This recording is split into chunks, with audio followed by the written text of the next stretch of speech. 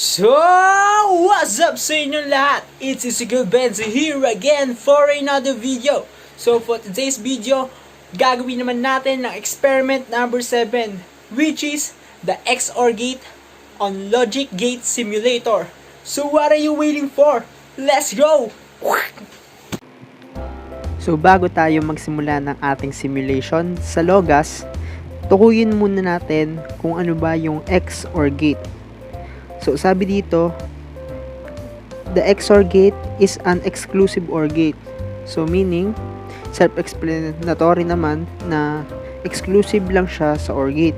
Which means na ang output mo is magiging high lang kapag ang input mo is high, naka-high either A and B. A or B. Pero ang magiging output mo naman is low kapag yung A and B mo is naka-logic high or naka-logic low. So, kung makikita nyo dito, ito yung truth table ng XOR gate, and dito naman yung pin configuration and yung symbol niya. So, ngayon, punta naman tayo sa diagram natin. So, kung makikita nyo, gagamit tayo ng Logic Gate Simulator, which is ito na nga yun, yung Logas natin. So, dito, nakikita nyo, nakakonstruct na din yung diagram na nakalagay dito sa Moodle. Then, ang kailangan lang natin gawin is yung procedure. So, switch on the power supply. All LEDs of the data status monitor should be off. So, yan, naka-off lahat ng switches natin, nakapatay lahat. So, next, fill up the table below to verify the XOR gate's truth table using inputs D1 and D2. Monitor the signal through data status. Monitor input 1, input 2, and in 3. So, yung D1, D2 natin, yun yung switch. And yung in 1, in 2, in 3, yun yung output natin or LED natin. So, itatry na natin siya, sagutan yung truth table. So, dito, sa D1 and D2, 0, 0 yung input. Then, as you can see, yung output niya is, yung in 1, in 2, in 3 niya is 0, 0 din. Pero, pag D1, D2 naman is 0, 1. Then, ang magiging in 1 mo, 0, in 2 is naka 1, and in 3 is naka 1 din. Try naman natin yung D1, yung naka-high. Then, ang magiging input, ang input mo is naka-high sa D1. Then, ang magiging sagot mo sa in 1 and in 2 is 1, 0. Then, in 3, or the output is 1 din. Try naman natin both na naka-high. So, as you can see, yung in 1, in 2 natin is naka-high, pero yung output natin is naka-low. Kasi, pare-parehas na naging logic 1 yung logic 1 or logic high yung input natin. Kaya naging output natin is 0.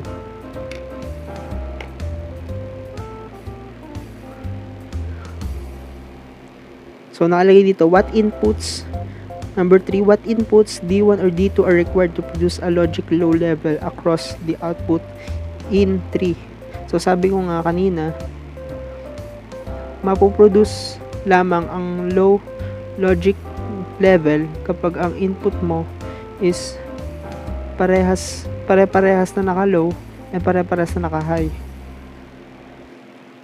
So, ang sagot dito sa number 3 is yung D1 hanggang in 2 is parehas naka 0 and parehas naka 1. So, next, number 4. What inputs D1 or D2 are required to produce a logic high level across the output in 3? So, para magkaroon naman ng logic high level across the output in 3 is yung D1, D2 natin, 0, 1. Then, in 1 and in 2, 0, 1 din para mag-produce ng output 1. Or, 1, 0, 1, 0 para mag-produce ng output na 1.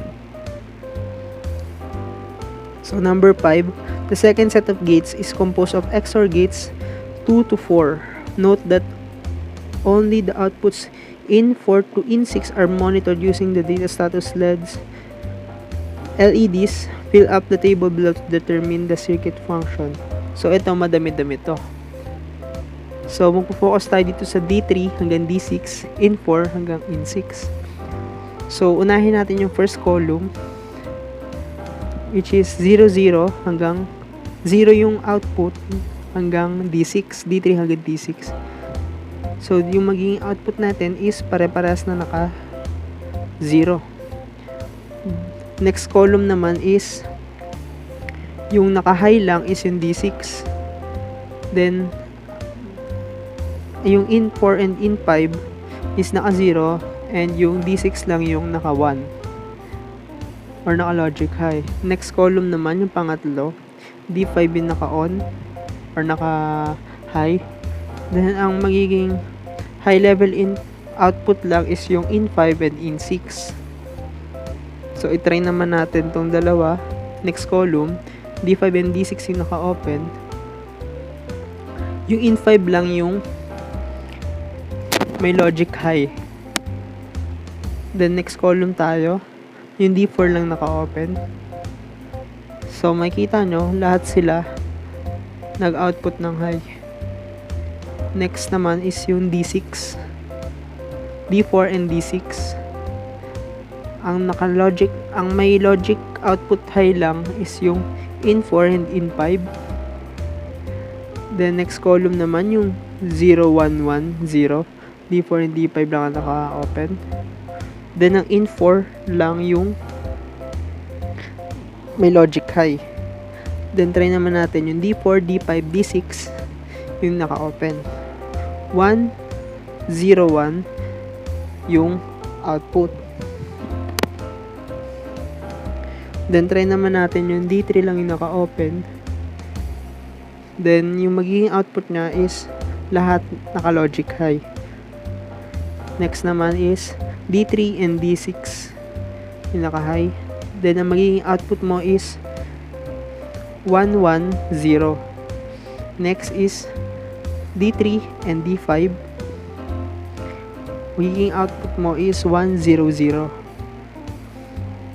Then, try naman natin na D3, D5, D6 ang naka-open.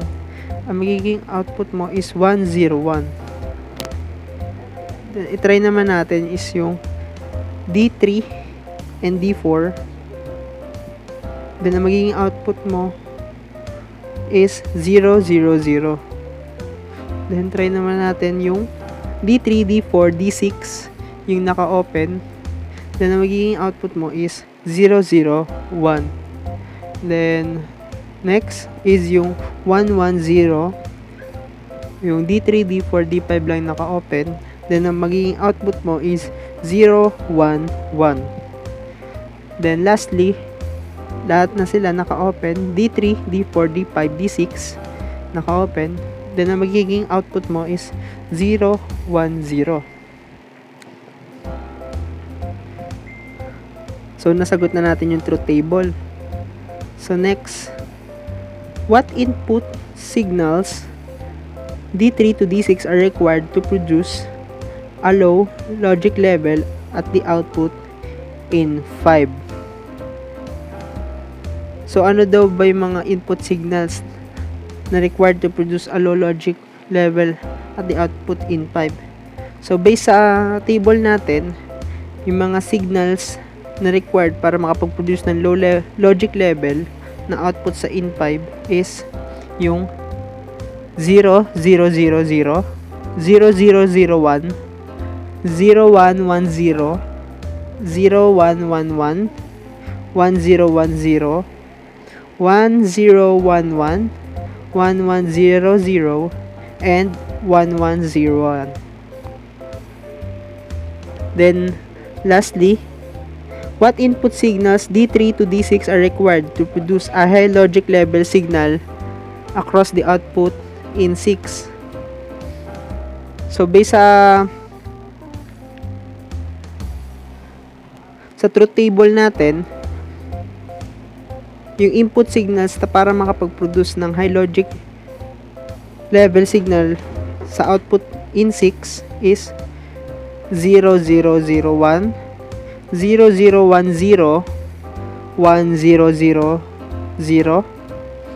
0111, 1000, 1011, 1101, and 1110.